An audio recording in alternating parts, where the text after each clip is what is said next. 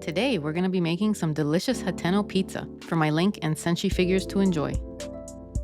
Papa always said, better ingredients, better pizza.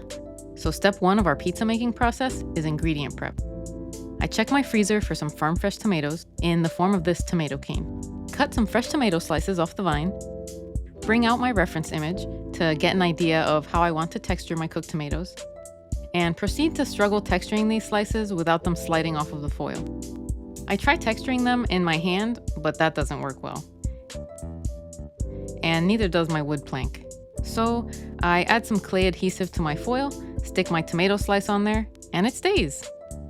I use my tiny ballpoint tool and needle to better shape and texture these guys into delicious roasted tomatoes. While my tomato slices bake in the oven, I get started on my olive slices. I use these 2 pieces of cardboard from my fig bar box to help me roll out this piece of black cosclay into a thin sheet of uniform thickness. I roll it out with my acrylic clay roller and then poke some tiny holes into it with my tiny ballpoint tool, as well as some smaller holes with my needle. Since I don't know which of these will look best, I give myself some hole size options. After baking my sheet of olive holes, I bring out my hole puncher to start punching out my olives.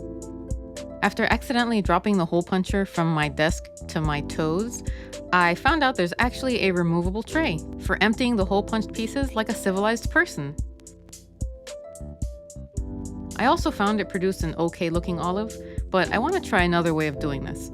So I look for my tiniest circle cutter and pound that into my olive hole sheet, and it produces another okay looking olive. Next, I use my cylindrical metal file to make the olive holes a little bit bigger. Punch out my olives, and they look good. Using my fig bar cardboard and acrylic roller again, I get started on flattening my dark green and light green pepper sheets.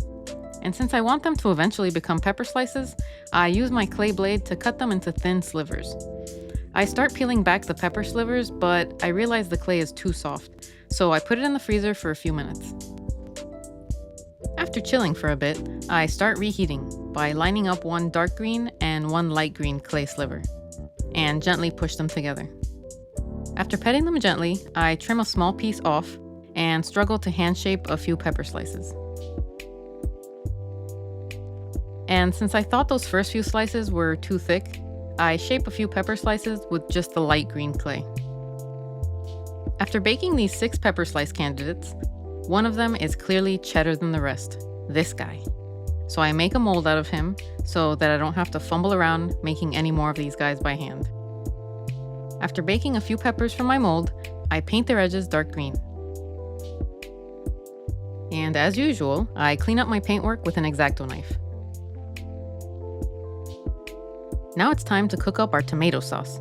I start with some red Sculpey clay, add some translucent liquid clay on top, and mix it up.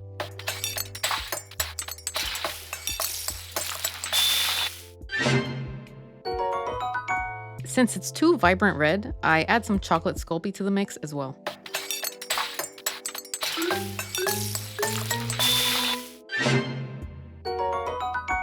For my cheese, I use a similar process, using a mixture of Sculpey clays and white liquid clay.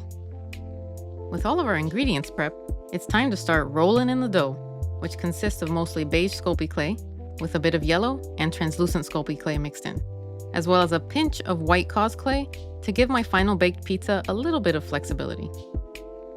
I use one of my metal ballpoint tools to start shaping my pizza to make the crust edge pop out more than the middle. And since I'm really worried about the middle part popping up too much after I add my cheese and ingredients, I make sure to carve out some more crust out of the middle. Then I use a bit of crumpled up foil to give my crust some crusty texture, as well as a needle tool to add some line detailing in. To start giving my crust a delicious baked look, I brush it with some cream chalk pastel, and then give it another brushing of light brown chalk pastel. And now it's time for my crust to get saucy, tomato saucy. After a quick baking, my Rhode Island style pizza is ready to become a more traditional style pizza with a layer of Hateno cheese. After another quick baking, I add a layer of translucent liquid clay onto my cheese, spread it evenly with my silicone pointy tool, Then I start adding my tomato slices on top. But I immediately realize the tomato slices look way too thick, so I sand them all individually and finish layering them onto the pizza. After one final baking, I realize this pizza isn't gonna cut the mustard, or the mozzarella, I guess. So I get started on pizza number 2. Although my love and dish for each step is deep, I'll skip all the steps you already saw and move on to adding a second layer of cheese to this guy. His first layer had some tomato sauce peeking through, which really grated on me more than the cheese. Then I add the translucent layer and the tomato slices, and sprinkle on some pretend red pepper flakes, made from thin, finely chopped baked clay sheets. After baking, it's time to paint our tomato slices with some watered down reddish-orange acrylic paint. Then I paint the tomato edges with some dark red paint. The tomato sauce also gets some paint touch-ups to blend it into the cheese better. Then I move on to dry brushing the crust, first with a layer of cinnamon stick colored paint, and then some dark brown paint. To give my pizza a more realistic slice of life, I add some burnt cheese spots using a needle tool to dot on my cinnamon stick paint onto the cheese. And I dab them with my finger to make the burn marks look more realistically smudgy. Then I do the same with my dark brown paint. To finish it off, I put some Sculpey gloss onto my pizza's cheese region. But since I don't usually like my pizzas quite that greasy, I dab some of the gloss off with a wadded up paper towel sliver. After air drying, I realized all the ingredients made it too tall in the middle, and that this pizza just isn't gonna slice it. So I want to try again. Also, while a true Hateno pizza is crafted solely from tomatoes, wheat, and cheese, it's always shown with peppers and olives on top, so we have more work to do. So for pizza number 3, I carefully apply the tomato sauce everywhere except the middle. That way I don't end up making another towering Pizza Hut in the middle of my pie, with all the toppings I still have to add. For the same reason, I also sand the middle of my pizza after baking it for a few minutes. Feeling plenty grateful already, I apply just one layer of cheese to this guy, some translucent liquid clay, and before baking, I add the ingredients on top. By doing it this way, I'm able to push the ingredients further into the cheese so that they aren't popping out on top of the cheese like in pizza number 2. While pizza number 3 bakes, it's time to get a pizza the action with our next pizza, the sliced pizza. After getting sliced, it goes into the freezer for a few minutes so that I can peel them off of the foil without them being all soft and stretchy. Since I want some of the slices to be droopy, like they are when being held, I bend some of them into more natural droopy slice poses. And I use my toothbrush to add some bready texture to the slice edges. Since I want my Hateno pizza to be more of a thin crust style pizza, I use an X-Acto knife to trim away the non-crust portion of each slice. There we go, that looks good enough for me. Now all we have to do is top it like it's hot. After saucing and cheesing my slices, I top them with their veggies and then put them in the oven for their final baking. Feeling pretty crusty that I don't have pizza in the house right now, I'll just have to make dough with what I've got and pretend my turkey sandwich is actually pizza.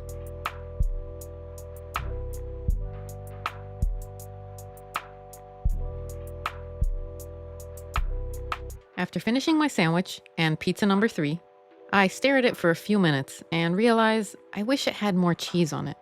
And I wish the pepper edges weren't so dark green.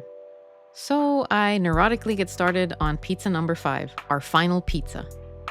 Since this is the last one I'm gonna make, it's dough or die time as I try to incorporate everything we've learned today. First, we add the cheese layer and the translucent liquid clay layer, add the toppings, dry brush the crust, paint the tomatoes, brown the cheese edge with some cinnamon stick paint, dot the cheese. I paint the peppers with some watered down yellowish brown paint to make them look a little more baked. Finish it all off with some gloss. And we're done! Nothing beats handmade, eh? Thanks for sticking with me through thick and thin crust. Now it's time for our photo shoot.